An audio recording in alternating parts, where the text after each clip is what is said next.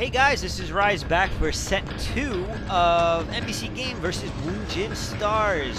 Very exciting first match played on Andromeda between Free and Saint. Very exciting game, a lot of action. Hoping to see some more. We actually have two really good players coming up here. Again, we got C-Shield versus Mental Zero. C-Shield, of course, one of the biggest letdowns ever when you look at the fact that he can never seem to get past the second or third round or something like that. He can never get into like the quarterfinals, or maybe he'll even get into the quarterfinals of a singles league, but he can't get past that.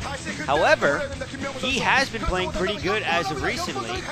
Pretty good record overall. He's got a crazy good 62% record. I mean, he's got a lot of games behind that, so he plays pretty good.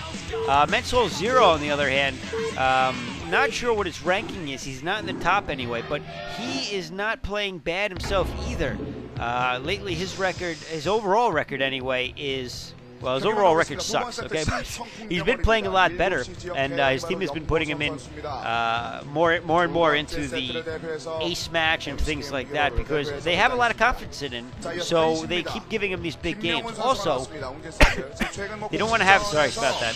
I usually try not to cough into the mic, but... Choke. Anyway, what was I saying? Free.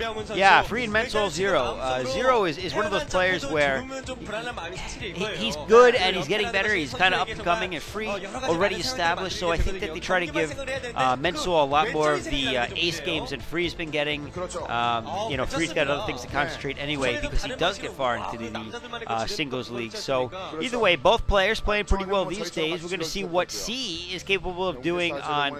this is on New Harmony, by the way, and Mental Zero is his record against Terran is actually his best matchup. He's almost at 50%. And C's best matchup is actually, hold on a sec, I had it for a second there, but I lost it.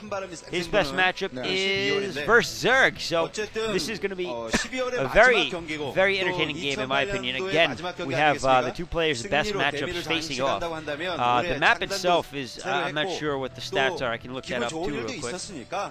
We got, in terms of TVZ, yeah, it's pretty even still, so we'll have to see where that goes in this match. Anyway, back to the actual game at hand.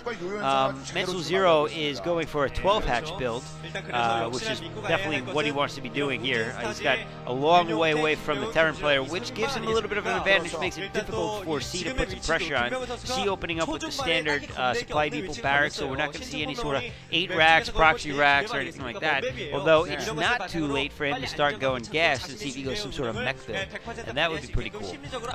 Looks like Sporting Pool going down now for Mental Zero, so he is following standard play still himself. You know, one of the things that I tend not to do is sometimes I lose track in the beginning. I got all these stats I want to go through, and I forget what I want to talk about. Or I forget the game while I'm talking, actually, is what I meant to say. And but this time, it looks like I actually didn't miss anything for once, so that's good. One of these days, I'm expecting to see a proxy hatchery in like the middle of one of these giant maps. I think that'd be awesome. But probably figured out very quickly if they were to do something like that. The last proxy hatch I saw was Over Sky, which is almost a year ago now at this point. Ridiculous game on Katrina. 3 hatch build coming from Mental Zero, so we may see some sort of 3 hatch Muta or 5 hatch build, as we've been seeing a lot lately, which I wouldn't count out in this map, but he would probably want to pick up a second expansion, which is kind of a prerequisite for that 5 hatch build. Otherwise, the economy is just too tight to do more than 3 or 4 hatcheries off the 2 bases. I mean, you can do it, but you just won't be making any guys. So you gotta choose wisely what you want to do. Anyway, some links popping out now for Mental Zero, and he's going to be sending him over, probably trying to put some pressure on C, who is going for a fast expansion of his own. Again, kind of standard play for Terran these days, anyway. I'd love to see some more of the like 2 racks builds going forward.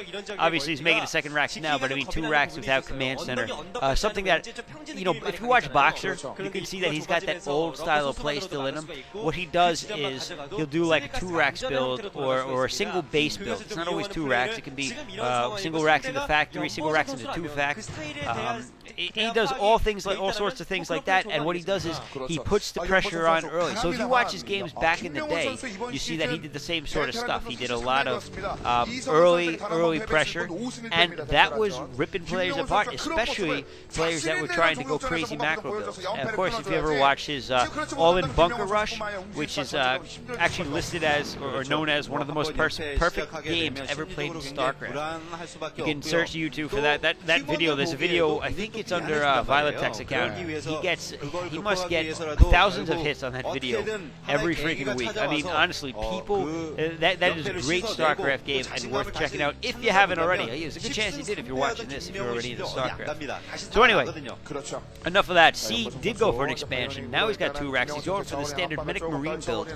C is pretty good with his Medic Marine micro, and already putting the pressure on Mental Zero a little bit, moving out, forcing him back with his Lings, and he may actually force Mental Zero to put up a couple of Sunkens early to defend, although it doesn't look that way. There is the Spire and the Lair for Mental Zero, so we are going to see 3-hatch Muta.